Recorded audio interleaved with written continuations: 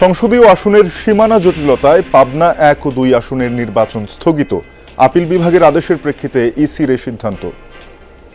Bangladesh supreme কোর্টের appeal বিভাগের আদেশের প্রেক্ষিতে 1 ও 2 স্থগিত করা হয়েছে কোন পর্যন্ত আদালত পরবর্তী আদেশ না পর্যন্ত। আপিল কার্যক্রমের শেষ দিনে নির্বাচন কমিশনে ব্যস্ততা, প্রার্থিতা ফিরে পেতে আবেদনকারীদের ভিড়। কাল থেকে শুরু নিষ্পত্তি।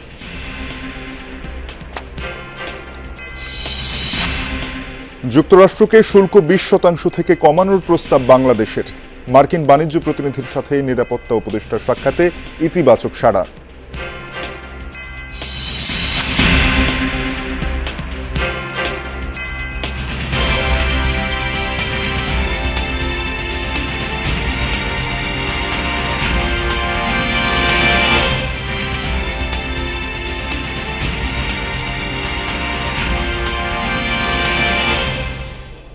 আমন্ত্রণ যমুনা নিউজে, আপনাদের সাথে আছি আমি তানজিম শাফিন। এতক্ষণ শিরোনাম দেখছিলেন। সুপ্রিম কোর্টের আপিল বিভাগের আদেশে পাবনা 1 ও 2 আসনে নির্বাচন স্থগিত করেছেন নির্বাচন কমিশন। আদালতের আদেশ অনুযায়ী এই সিদ্ধান্ত নেওয়া হয়েছে বলে জানিয়েছেন নির্বাচন কমিশনার আব্দুর রহমান এল মাসুদ। বলেন, আদালত কর্তৃক পরবর্তী সিদ্ধান্ত না দেওয়া পর্যন্ত পাবনা 1 ও 2 আসনের নির্বাচনী কার্যক্রম বন্ধ থাকবে। গেল সোমবার সংসদীয় আসনগুলোর আগের সীমানা পুনর্বহাল করে নির্বাচন কমিশনের গত 24 ডিসেম্বরের সংশোধিত বিজ্ঞপ্তির অংশটুকু স্থগিত করেন আপিল বিভাগ। হাইকোর্টের রায়ের বিরুদ্ধে নির্বাচন কমিশন এবং এক প্রার্থীর করা আবেদনের শুনানি নিয়ে প্রধান বিচারপতি জুবায়ের রহমান চৌধুরীর নেতৃত্বাধীন আপিল বিভাগ এ আদেশ দেন। বাংলাদেশ সুপ্রিম কোর্টের আপিল বিভাগের আদেশের প্রেক্ষিতে 1 ও 2 স্থগিত করা হয়েছে কোন পর্যন্ত আদালত পরবর্তী আদেশ না পর্যন্ত। নির্বাচন স্থগিতের বিষয়ে আরও জানাতে পাবনা থেকে যুক্ত হয়েছেন সহকর্মী কলিট তালুকদার। কলিট, আসন দুটিতে এই আপিল বিভাগের সিদ্ধান্ত আসার পরপরই নির্বাচনী কার্যক্রম তো বন্ধ রাখতে হচ্ছে, নেতাকর্মীরা, স্থানীয়রা কি ধরনের প্রতিক্রিয়া দেখাচ্ছেন? হ্যাঁ, আসলে এই ঘোষণাটি আসার পরপরই যে স্থানীয় যে বিএনপির নেতৃবৃন্দ আছে তারা আসলে শুক্রবার এমনিতে লোকজনের সমাগম কম ছিল, কিন্তু বেলা যত বেড়েছে লোকজন নেতাকর্মীদের মধ্যে জিনিসটা প্রচার হওয়ার পরে আসলে নেতাকর্মীরা একত্রিত হয়েছে। আমি এখন একটু কথা বলবো বেড়া পৌর বিএনপির সভাপতি আছেন, তার সঙ্গে একটু জানতে চাবো যে এই রায়টি হলো বা এই নির্বাচনী স্থগিত, আপনাদের প্রতিক্রিয়াটা কি? আমার পরিচয়টা আগে দিয়ে নেই। আপনার প্রতিক্রিয়াটা কি? আমার প্রতিক্রিয়াটা হচ্ছে, জনগণ 17 বছর ভোট দিতে পারে না। এই সামনে 12ই ফেব্রুয়ারি ভোট দেওয়ার জন্য জনগণ সম্পূর্ণভাবে প্রস্তুতি নিয়ে ফেলছে। ইতিমধ্যেই কোর্টেতে যে সিদ্ধান্তটা দিয়ে ফেলছে যে আপাতত এটা স্থগিত করছে পাবনা 1 এবং পাবনা 2, পাবনা 68 পাবনা 2। এতে জনগণ ক্ষুব্ধ, মানসিকভাবে যেরকম বিধ্বস্ত হয়, মর্মাহত হয়, সেই ধরনের অবস্থা। আসলে এই যে সেই পৌর বিএনপির সভাপতি বলছিলেন মানুষজন আসলে মর্মাহত এই সিদ্ধান্তের পর। আমি আরেকজন নেতৃবৃন্দের কাছে যেতে চাই। এই যে আপনি এই ঘোষণাটি হলো, এতে আপনাদের আসলে প্রতিক্রিয়াটা কি? আমাদের প্রতিক্রিয়া হচ্ছে, আমরা যে আনন্দমুখরভাবে আমরা জাতীয় নির্বাচনটা করব, এটা স্থগিত করাই আমাদের প্রথমত আমাদের আনন্দটা নষ্ট হয়ে গেছে। যেমনটি শুনছিলেন যে আসলে তাদের যে ভিতরে যে একটা নির্বাচন নিয়ে উৎসাহ উদ্দীপনা ছিল, সেটি আসলে ভাটা পড়ে গিয়েছে। এই ছিল বেড়া এবং পাবনা 2 এবং 1 নির্বাচন স্থগিতের খবর। কলেজ, আপনাকে ধন্যবাদ। ত্রয়োদশ জাতীয় সংসদ নির্বাচনে রিটার্নিং অফিসার কর্তৃক প্রার্থিতা বাতিলের আদেশের বিরুদ্ধে আপিলের শেষ দিন আজ। সকাল থেকেই বিভিন্ন প্রান্ত থেকে আপিলের জন্য ইসিতে উপস্থিত হন আবেদনকারীরা। একসাথে 10টি বুথে চলছে কাজ। বিকেল 5টার মধ্যে করতে হবে আপিল। এখন পর্যন্ত নির্বাচন কমিশনে 492টি আবেদন পড়েছে। বেশিরভাগ ক্ষেত্রেই স্বতন্ত্র প্রার্থীরা আপিল করেছেন, কারণ 1 ভাগ সমর্থন পূরণ করতে পারেননি। তাছাড়া স্বাক্ষরেও মিলেছে গরমিল। এছাড়াও ঋণ খেলাপিদের প্রার্থিতাও বাতিল করা হয়েছে। অসম্পূর্ণ মনোনয়নের কারণেও বাতিল হয়েছে প্রার্থিতা। সেসব ঠিকঠাক করার জন্য আবেদনকারীদের সুযোগ দেওয়া হচ্ছে। কাল থেকে 18 জানুয়ারি পর্যন্ত চলবে আপিল নিষ্পত্তি। প্রার্থিতা প্রত্যাহারের শেষ দিন ধার্য করা হয়েছে 20 জানুয়ারি। প্রতীক বরাদ্দ করা হবে 21 জানুয়ারি। নির্বাচনী প্রচারণা শুরু হবে 22 জানুয়ারি থেকে। আজকে আমি আপিল করেছি ইসিতে। আমি চাইবো যে আমার কাগজপত্রগুলো যদি যৌক্তিক হয়ে থাকে তাহলে যেন আমাকে আমার মনোনয়নপত্রটি ফিরিয়ে দেওয়া হয়। 1%-এর 134 ভোট কম হওয়ার কারণে আমাদের অসাবধানতাবশত সেটা আমরা আবার দিলাম। আশা করি ইনশাল্লাহ আমরা রায় প্রত্যাশী এবং রায় পেয়ে যাব। কংগ্রেসের পর আমরা প্রেসিডেন্ট সেক্রেটারির ছবি সহ তাদের স্বাক্ষর নির্বাচন কমিশনারে জমা দেই, কিন্তু নির্বাচন কমিশনার সার্ভারে না দেওয়ার কারণে এই আমাদের প্রার্থিতা অবৈধ ঘোষণা করছে। এ বিষয়ে আরও জানাতে নির্বাচন কমিশন থেকে যোগ দিচ্ছেন সহকর্মী হাসান মিসবাহ। মিসবাহ, মনোনয়ন ফিরে পেতে আজই তো আপিলের শেষ দিন, কাল থেকে আপিল নিষ্পত্তি শুরু, কেমন ব্যস্ততা দেখছেন কমিশনে? আমি যে জায়গাটিতে দাঁড়িয়ে আছি আপনাকে শুরুতেই দেখাই যে বেশ খানিকটা একটু লম্বা লাইন। প্রার্থী অথবা তাদের প্রতিনিধি আপিলের জন্য তারা একেবারে সকাল থেকে নির্বাচন কমিশনে এসেছেন, তারা আপিল করেছেন।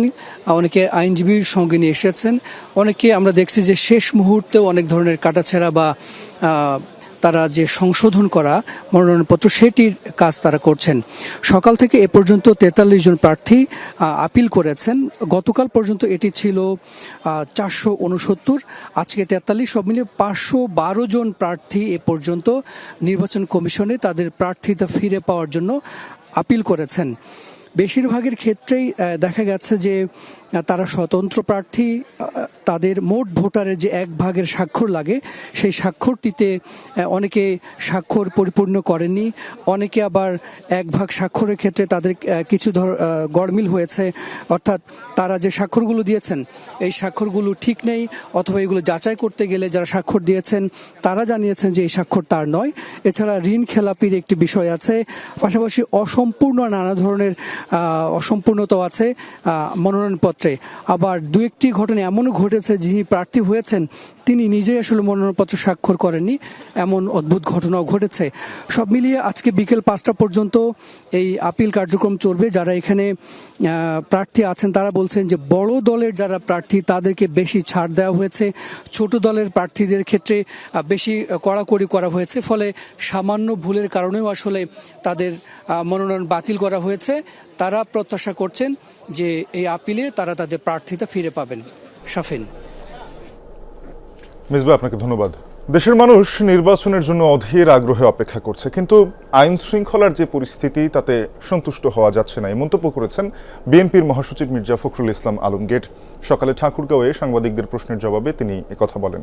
মির্জা ফখরুল বলেন, যে হারে রাজনৈতিক নেতাদের হত্যা করা হচ্ছে, বিশেষভাবে বিএনপি নেতাকর্মীদের, তা শঙ্কার। এ বিষয়ে বিএনপি তীব্র নিন্দা ও ক্ষোভ জানালেও সরকারের পক্ষ থেকে কার্যকর কোনো পদক্ষেপ নেওয়া হয়নি। এ সময় যোগসু নির্বাচনের ফলাফল ইস্যুতে প্রশ্ন করা হলে বিএনপি মহাসচিব বলেন, বিশ্ববিদ্যালয় ছাত্র সংসদ নির্বাচন কোনোদিনই জাতীয় নির্বাচনে প্রভাব ফেলেনি, আগামী জাতীয় সংসদ নির্বাচনেও কোনো প্রভাব ফেলবে না। দেশের মানুষ তো অপেক্ষা করছে নির্বাচনের জন্য, কিন্তু আইন শৃঙ্খলা পরিস্থিতি যেটা দাঁড়িয়েছে সেটাতে আমি আপনার খুব সন্তুষ্ট হতে পারছি না।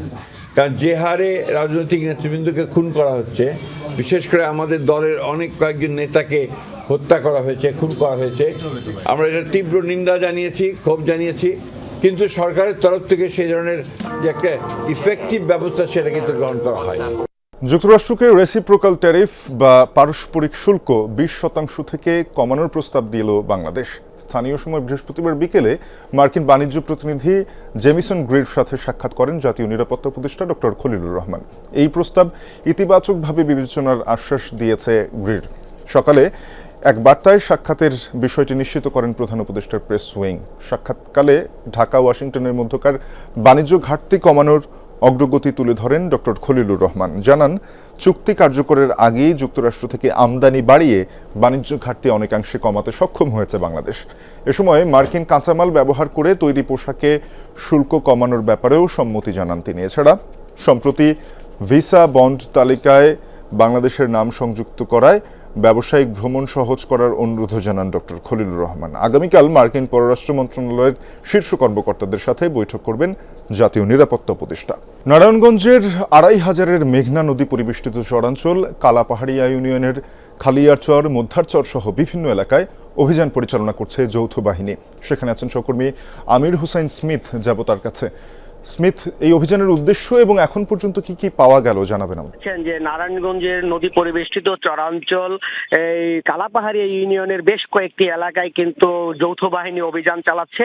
এটি একটি সন্ত্রাস প্রবণ এলাকা, বিভিন্ন সময় মারামারি দাঙ্গা হাঙ্গামা থাকে, সে কারণে কিন্তু যৌথ বাহিনী এখানে সকাল থেকে এই এলাকাটি ঘিরে ফেলে অভিযান শুরু করেছেন। আমরা যদি একটু ভেতরে দেখাতে চাই, এখন পর্যন্ত এই অভিযানে প্রায় 350-র মতো আর বিভিন্ন দেশীয় অস্ত্র অর্থাৎ টেটা, বল্লম, জুতা সহ বিভিন্ন সামগ্রী কিন্তু ইতিমধ্যেই উদ্ধার করেছে এবং একটি বিদেশি পিস্তল সহ এবং মাদক দ্রব্য সহ বিভিন্ন মালামাল কিন্তু তারা উদ্ধার করেছেন। অভিযান কিন্তু এখনো চলমান রয়েছে, অর্থাৎ এই কালাপাহাড়িয়া ইউনিয়নের যে মধ্যারচর, খালিয়ার চর, কদমির চর সহ বিভিন্ন এলাকায় সকাল 7টা থেকে কিন্তু সেনাবাহিনীর বিশেষ টিম এবং প্রচুর পরিমাণে দেশীয় অস্ত্র, রামদা, চাপাতি, ছুরি সহ এবং বিভিন্ন মালামাল কিন্তু তারা জব্দ করে।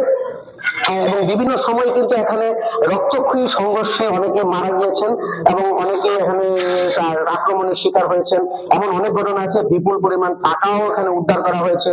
2টি পিস্তল আমরা দেখতে পাচ্ছি যে 2টি পিস্তল এখানে ইতিমধ্যে উদ্ধার করা হয়েছে। বেশ কয়েক রাউন্ড গুলি আছে, ককটেল আছে, বিভিন্ন ছোট ছোট মানে চাপাতি, ছুরি, ছোড়া, রামদা সহ বিভিন্ন সামগ্রী কিন্তু ইতিমধ্যে তারা উদ্ধার করেছে।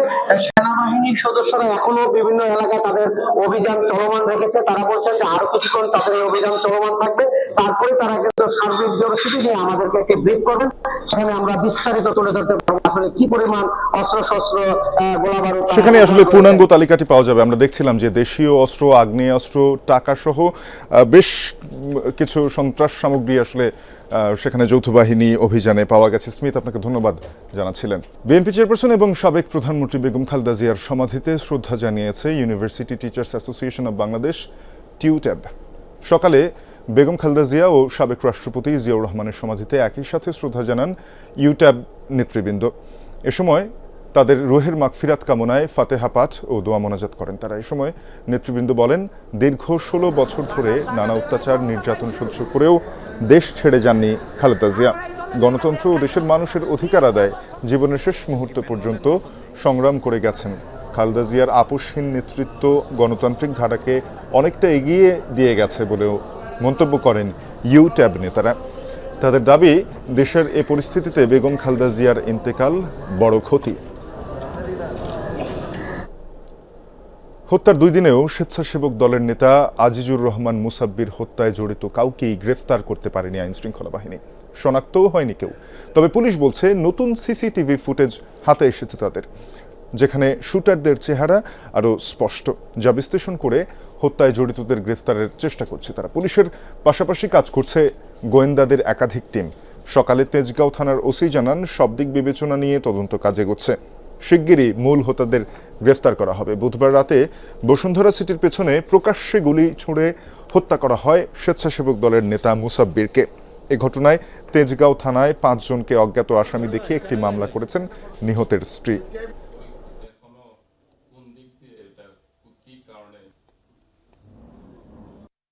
গতকালকে আরো বেশ কিছু ফুটেজ পেয়েছি, যেগুলোতে মোটামুটি ভালোভাবে বোঝা যায় যে সাসপেক্টের ফেসটা ভালোভাবে বোঝা যায়। তো আমরা চেষ্টা করতেছি, নাম পরিচয় এখনো ওইভাবে পাওয়া যায়নি আমরা, তবে আমরা শীঘ্রই ভালো একটা রেজাল্ট দিতে পারবো বলে আশা করতেছি। ধর্মঘট প্রত্যাহারের পরও রাজধানী সহ সারা দেশে এলপি গ্যাসের চরম সংকট। কোথাও কোথাও মিলছে না সিলিন্ডারই। এতে বাসাবাড়ি ও খাবার হোটেলগুলোতে বিপাকে পড়তে হয়েছে নগরবাসীকে। গ্যাস সংকট নিয়ে রাজধানীর রামপুরা থেকে জানাতে যোগ দিয়েছেন সহকর্মী মশিউর অনেক। ধর্মঘট প্রত্যাহার হওয়ার পরেও এলপিজি সিলিন্ডারের চরম সংকটের কারণ কি? শফিন, এর আসলে চরম সংকটের কারণের পেছনের যে কারণ অর্থাৎ আমদানি সংকট, সেটি মূল। আর বর্তমানে যদি আমি বলি যে ভোক্তা পর্যায়ে যে সমস্ত ডিস্ট্রিবিউটররা আছে, সেই সমস্ত ডিস্ট্রিবিউশনের কাছেও আসলে পর্যাপ্ত গ্যাস পৌঁছায়নি। সে কারণে আমরা এই জায়গায় আসতে আসতে আমরা বেশ অনেকগুলো যে সমস্ত লোকাল ডিস্ট্রিবিউশন শপ আছে, এছাড়া কোম্পানি ডিস্ট্রিবিউশন শপ আছে, সেগুলোতে গিয়েছিলাম এবং প্রত্যেকটা এখন বন্ধ। মূলত যে গ্যাসের অতিরিক্ত চাপ, সেই চাপ সামাল দিতে না পেরেই তারা কিন্তু বন্ধ রেখেছে। যদিও বিআরসির যে কথা আপনি বলছিলেন যেমনটা, যে সেখানে একটা আলোচনা হয়েছে এবং যারা গ্যাস ব্যবসায়ী আছেন, এলপি গ্যাস ব্যবসায়ী আছেন, তাদের সঙ্গে আলোচনায় বসেছিলেন বিআরসি, এবং তারা কিন্তু তাদের সেই আলোচনার প্রেক্ষাপটটাতে গিয়ে তারা বলেছেন যে এই সংকটটা আসলে সমাধানের জন্য বেশ কিছুটা সময় প্রয়োজন, এবং এই সংকটটা সমাধান করতে গেলে আমদানি নির্ভরতা কিন্তু যেমন একটু বাড়াতে হবে, তার পাশাপাশি কিন্তু যে সংকটটা তৈরি হয়েছে সেই সংকটটার জন্য কিছু সমাধান তৈরি করা দরকার। বিশেষ করে লোকাল পর্যায়ে যারা বিক্রি করছেন তাদেরকে যে একটা সঠিক গাইডলাইনে নিয়ে আসা, তাদের যে টাকা পয়সার যে বিষয়গুলো, তাদের যেই কমিশনগুলো, সেই কমিশনগুলো নিশ্চিত করা থেকে নানা ধরনের যে পরামর্শ, সেগুলো কিন্তু দেওয়া হচ্ছে। শাফিন, এখন পর্যন্ত ডিস্ট্রিবিউশন সবগুলো বন্ধ, এছাড়াও হচ্ছে কোম্পানির যে ডিস্ট্রিবিউশন সব অনেক পরিষ্কার বিষয়টি। আসলে বিআরসি বারবার আলোচনা করলেও আমদানি বা সরবরাহ না বাড়ার কারণে এখনো পর্যন্ত সেই সংকটটি কাটছে না। ধন্যবাদ অনেক আপনাকে। প্রেসিডেন্ট নিকোলাস মাদুরো ও ফার্স্ট লেডি সিলিয়া ফ্লোরেসকে আটকের প্রতিবাদে ভেনেজুয়েলায় ব্যাপক বিক্ষোভ হয়েছে। বৃহস্পতিবার তরুণদের নেতৃত্বে রাজধানী কারাকাসের সড়কে নেমেছে শত শত মানুষ। এ সময় মাদুরো ও স্ত্রীর নিঃশর্ত মুক্তি দাবি করেন আন্দোলনকারীরা। নিজ দেশে বিদেশি হস্তক্ষেপেরও প্রতিবাদ জানান তারা। গত শনিবার নাটকীয় অভিযানে মাদুরো ও তার স্ত্রীকে বাসভবন থেকে তুলে নিয়ে যায় যুক্তরাষ্ট্র। এর মধ্যে নিউ ইয়র্কের একটি আদালতে তাদের বিচার কাজ শুরু হয়েছে, যদিও নিজের বিরুদ্ধে তোলা সব অভিযোগ অস্বীকার করেছেন মাদুরো। এ ছিল যমুনা নিউজে। এতক্ষণ সাথে থাকার জন্য সবাইকে ধন্যবাদ।